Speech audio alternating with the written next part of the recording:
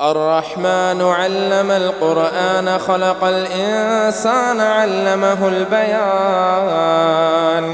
الشمس والقمر بحسبان والنجم والشجر يسجدان.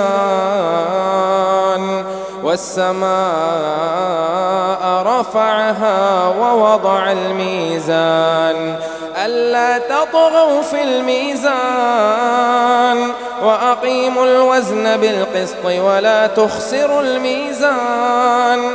والأرض وضعها للأنام فيها فاكهة والنخل ذات الأكمام والحب ذو العصف والريحان.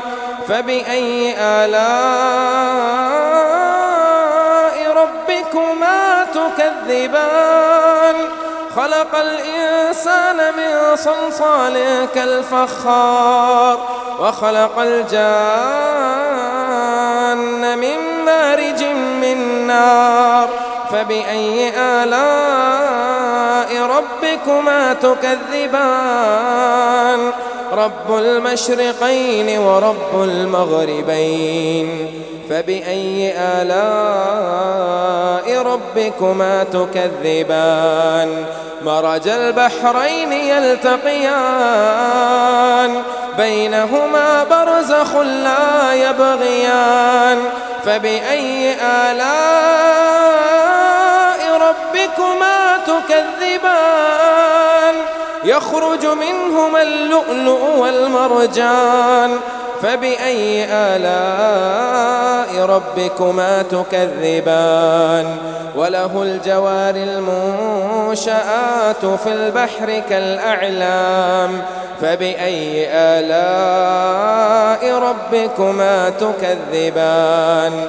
كل من عليها فان ويبقى وجه ربك ذو الجلال والإكرام.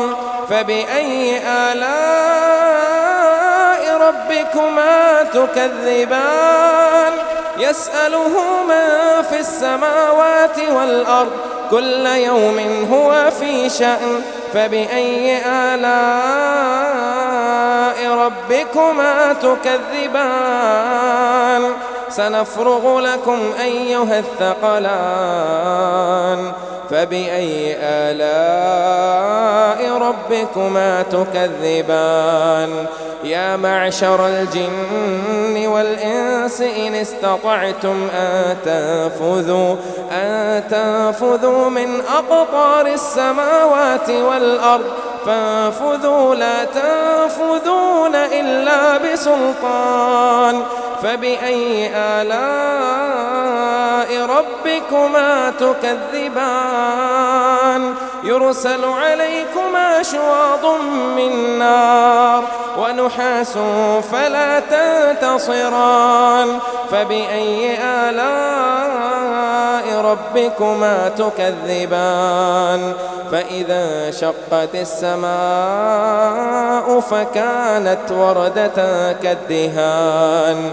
فبأي آلاء ربكما تكذبان؟ فيومئذ لا يسأل عن ذنبه إنس ولا جان. فبأي آلاء ربكما تكذبان؟ يعرف المجرمون بسيماهم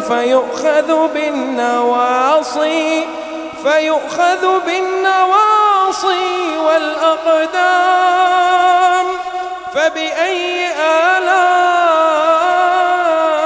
ربكما تكذبان؟ هذه جهنم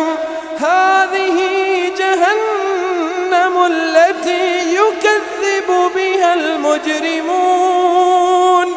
هذه جهنم التي يكذب بها المجرمون يطوفون بينها وبين حميم آن. فبأي آلاء ربكما تكذبان؟ ولمن خاف مقام ربه جنتان فبأي آلاء ربكما تكذبان ذواتا أفنان فبأي آلاء ربكما تكذبان فيهما عينان تجريان فبأي آلاء ربكما تكذبان فيهما من كل فاكهة زوجان فبأي آلاء ربكما تكذبان متكئين على فرش بطائنها من استبرق وجنى الجنتين دان فبأي آلاء ربكما تكذبان فيهن قاصرات الطرف لم يطمثهن إنس قبلهم ولا جان فبأي آلاء ربكما تكذبان كأنهن الياقوت والمرجان فبأي آلاء ربكما تكذبان هل جزاء الإحسان إلا الإحسان فبأي آلاء ربكما تكذبان ومن دونهما جنتان فبأي آلاء ربكما تكذبان مدهامتان فبأي آلاء ربكما تكذبان فيهما عينان نضاختان فبأي آلاء ربكما تكذبان فيهما فاكهة ونخل ورمان فبأي آلاء ربكما تكذبان فيهن خيرات حسان فبأي آلاء ربكما تكذبان حور مقصورات في الخيام فبأي آلاء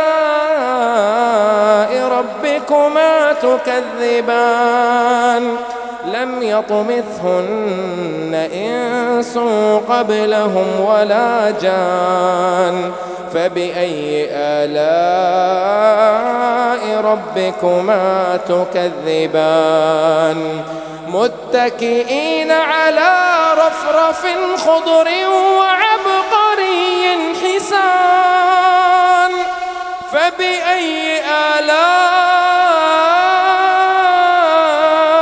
ربكما تكذبان